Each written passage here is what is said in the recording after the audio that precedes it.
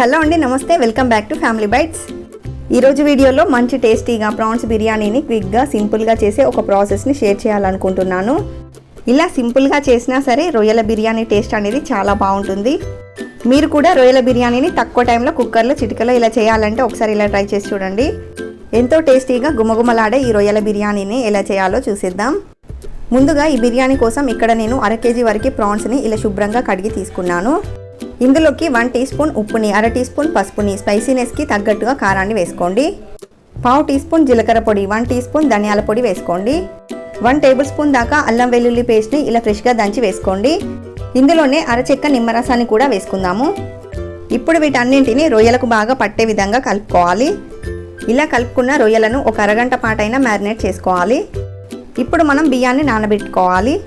మనం బిర్యానీ చేసే ముందు బియ్యాన్ని నానబెడితే మిగతావన్నీ ఫ్రై అయ్యేసరికి బియ్యం బాగా నానుతాయన్నమాట. ఇక్కడ నేను 1.5 గ్లాస్ వరకు బాస్మతి రైస్ని తీసుకున్నాను. మీరు కావాలంటే నార్మల్ రైస్నైనా యూజ్ చేసుకోవచ్చు. ఇందులోకి నీళ్లు వేసి ఒక 2-3 సార్లు బాగా కడిగి తీసుకోండి. మళ్ళీ తిరిగి నీళ్ళని వేసుకొని ఒక 10-15 నిమిషాల పాటు నానబెట్టుకుంటే సరిపోతుంది. నేను ఈ బిర్యానీని తొందరగా చేయడానికి కుక్కర్లో చేస్తున్నాను. మీరు కావాలంటే సేమ్ ప్రాసెస్తో గిన్నెలో అయినా చేసుకోవచ్చు. ఒక కుక్కర్లోకి 2 టేబుల్ స్పూన్ల ఆయిల్ని, 2 టీ స్పూన్ల నెయ్యిని వేసుకుందాము. మీకు నెయ్యి నచ్చకుంటే మొత్తం ఆయిల్తో అయినా చేసుకోవచ్చు. ఇప్పుడు ఇందులోకి స్పైసెస్ని వేసుకుందాము. 3 యాలకులు, 7-8 లవంగాలు, కొంచెం జాపత్రి, 2 బిర్యానీ ఆకుల్ని వేసుకోండి. 2 ఇంచుల దాల్చిన చెక్కని, 1 స్టార్ అనైస్, 1/2 టీ స్పూన్ మిరియాలను కూడా వేసుకుందాము. ఇవి కొంచెం ఫ్రై అయ్యాక ఇందులోకి ఒక పెద్ద ఉల్లిపాయను ఇలా పొడవుగా కట్ చేసి వేసుకోండి. ఇందులోనే 5-6 పచ్చిమిర్చిని కూడా వేసుకుని ఉల్లిపాయలు గోల్డెన్ బ్రౌన్ కలర్ వచ్చే వరకు ఫ్రై చేసుకోవాలి. మనకు బిర్యానీలో బ్రౌన్ ఆనియన్స్ టేస్ట్ అనేది చాలా బాగుంటుంది. ఇప్పుడు ఇందులోకి 3 టమాటాలను ఇలా ముక్కలుగా కట్ చేసి వేసుకోండి. టమాటాలు కొంచెం సాఫ్ట్గా అయ్యాక ఇప్పుడు ఇందులోకి 2 టేబుల్ స్పూన్ల దాకా పెరుగుని తీసుకొని ఇలా బాగా కలిపి వేసుకోండి. మంటని లో ఫ్లేమ్లో పెట్టుకొని ఈ పెరుగుని 2-3 నిమిషాల పాటు ఫ్రై చేసుకుందాము. ఇలా 2 నిమిషాలు ఫ్రై చేసుకున్నాక ఇందులోకి 1/2 టీ స్పూన్ గరం మసాలాను వేసుకోవాలి. అలాగే 1 టీ స్పూన్ దాకా బిర్యానీ మసాలాను వేసుకోండి. టేస్ట్ అనేది బాగుంటుంది.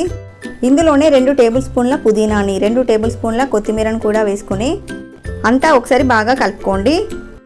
ఇలా అంతా కలిసే విధంగా కలుపుకున్న తర్వాత ఇప్పుడు ఇందులోకి మనం మ్యారినేట్ చేసి పెట్టుకున్న ప్రాన్స్ని వేసుకుందాము. మంటని హై ఫ్లేమ్లో పెట్టుకొని ఈ ప్రాన్స్ని 2-3 నిమిషాల పాటు ఫ్రై చేసుకుందాము.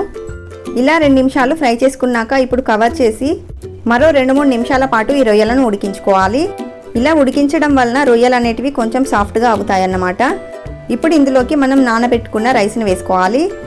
రైస్ మొత్తాన్ని వేసుకొని అంతా కలిసే విధంగా ఒకసారి బాగా కలుపుకుందాము. రైస్ని వేసి 1 నిమిషం పాటు ఇలా ఫ్రై చేయడం వలన రైస్ మంచి టేస్టీగా వస్తుంది. ఇప్పుడు ఇందులోకి మనం ఏ గ్లాస్తో అయితే రైస్ని తీసుకున్నామో అదే గ్లాస్తో 1.25 గ్లాస్ వరకు వాటర్ని వేస్తున్నాను.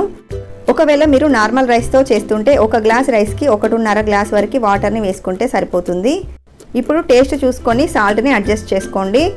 సాల్ట్ను వేసి అంతా ఒకసారి బాగా కలుపుకున్న తర్వాత ఇప్పుడు కొంచెం పుదీనాని, కొంచెం కొత్తిమీరను కూడా వేసుకొని ఇప్పుడు కుక్కర్ పైన మూతను పెట్టుకొని హై ఫ్లేమ్లో 1 విజిల్ వచ్చే వరకు ఉడికించుకుంటే సరిపోతుంది. ఒకవేళ నార్మల్ రైస్ తీసుకుంటే 2 విజిల్స్ చేసి స్టవ్ ఆఫ్ చేసేయండి. కుక్కర్లోని ప్రెషర్ అంతా నార్మల్గా పోయాక ఓపెన్ చేసి చూస్తే చూడండి, రైస్ పొడి పొడిలాడుతూ చాలా బాగా వచ్చింది కదా. ఈ రైస్ని ఒకసారి కలుపుకొని ఒక 5 నిమిషాలు అలా పక్కన వదిలేసేయండి. దీనివల్ల రైస్ పొడి పొడిగా వస్తుంది. అంతే, ఎంత సింపుల్గా మనకి ప్రాన్స్ బిర్యానీ అయితే రెడీ అయిపోయింది. ఈ బిర్యానీని మనం ఇలాగే తినేసేయచ్చు, చాలా టేస్టీగా ఉంటుంది. మీరు కూడా ఓసారి ఈ స్టైల్లో ప్రాన్స్ బిర్యానీ ట్రై చేసి చూడండి.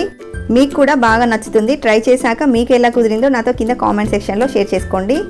ఈ simple and tasty prawns biryani recipe మీకు నచ్చినట్లయితే వీడియోని లైక్ చేయండి, షేర్ చేయండి. మరిన్ని టేస్టీ రెసిపీస్ కోసం ఛానల్ని సబ్స్క్రైబ్ చేసుకోండి.